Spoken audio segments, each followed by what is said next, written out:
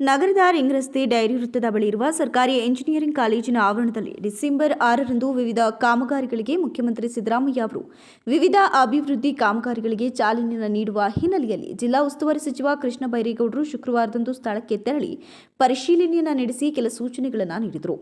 ಜಿಲ್ಲಾಭಿವೃದ್ಧಿ ಯೋಜನೆಗಳ ಕುರಿತು ಮಾಹಿತಿ ನೀಡಿದ ಸಚಿವರು ಡಿಸೆಂಬರ್ 6ರಂದು ಮುಖ್ಯಮಂತ್ರಿ ಸಿದ್ದರಾಮಯ್ಯ ಅವರು ಹಾಸನದಲ್ಲಿ ಸುಮಾರು 250 ಕೋಟಿ ರೂಪಾಯಿ ವೆಚ್ಚದ ವಿವಿಧ ಕಾಮಗಾರಿಗಳಿಗೆ ಚಾಲನೆಯನ್ನ ನೀಡಲಿದ್ದಾರೆ ಮತ್ತು ಹಿಮ್ಸ್ ಸೂಪರ್ ಸ್ಪೆಷಾಲಿಟಿ ಆಸ್ಪತ್ರೆಗೆ 55 ಕೋಟಿ ಅನುದಾನ ಮಂಜೂರಾತಿಯಾಗಿದೆ.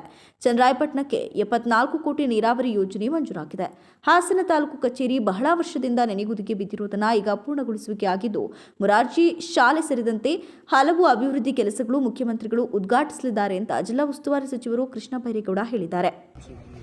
ಹಾಸನ ಜಿಲ್ಲೆಯಲ್ಲಿ ಡಿಸೆಂಬರ್ 6ನೇ ತಾರೀಕು ನಾವು ಮಾನ್ಯ ಮುಖ್ಯಮಂತ್ರಿಗಳು ಮತ್ತು ಉಪಮುಖ್ಯಮಂತ್ರಿಗಳ ನೇತೃತ್ವದಲ್ಲಿ ಕಾರ್ಯಕ್ರಮವನ್ನು ಹಮ್ಮಿಕೊಂಡಿದ್ದೇವೆ.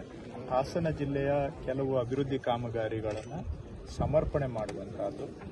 ಅದರಲ್ಲಿ ಮುಖ್ಯವಾಗಿ Hassan institute of management studies ಏನಿದೆ ಅದರಲ್ಲಿ ಸುಮಾರು ಈಗ ಇತ್ತೀಚೆಗೆ ನಾವು ಒಂದು 55 ಕೋಟಿ ರೂಪಾಯಿ ಅದನ್ನು ಹಿಮ್ಸ್ನ ಸೂಪರ್ ಸ್ಪೆಷಾಲಿಟಿ ಹಾಸ್ಪಿಟಲ್ನನ್ನು ಕಾರ್ಯರೂಪಕ್ಕೆ ತರೋದಕ್ಕೆ ಒಂದು 55 ಕೋಟಿ ರೂಪಾಯಿಯನ್ನು ನಾವು ಮಂಜೂರಾತಿ ಮಾಡಿಕೊಟ್ಟಿದ್ದೇವೆ. ಅದು ಒಂದು ಕಾಮಗಾರಿ.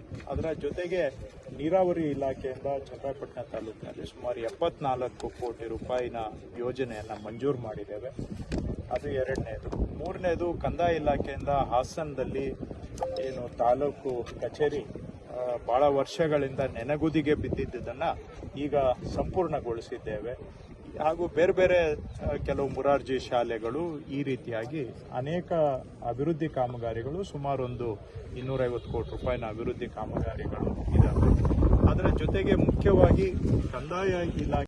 ಈ ಸಂದರ್ಭದಲ್ಲಿ ಸಂಸದ ಶ್ರೇಯಸ್ ಎಂ ಪಟೇಲ್, ಶಾಸಕ ಕೆಎಂ ಶಿವಲಿಂಗೇಗೌಡ, ಮಾಜಿ ಎಂಎಲ್ಸಿ ಎಂಎ ಗೋಪಾಲಸ್ವಾಮಿ, ಜಿಲ್ಲಾಧಿಕಾರಿ ಕೆಎಸ್ ಲತಕುಮಾರಿ, ಅಪರ ಜಿಲ್ಲಾಧಿಕಾರಿ ಬಿಎ ಜಗದೀಶ್, ಪೊಲೀಸ್ ವರಿಷ್ಠಾಧಿಕಾರಿ ಮೊಹಮ್ಮದ್ ಸುಜೀತಾ ಇತರರು ಉಪಸ್ಥಿತರಿದ್ದರು.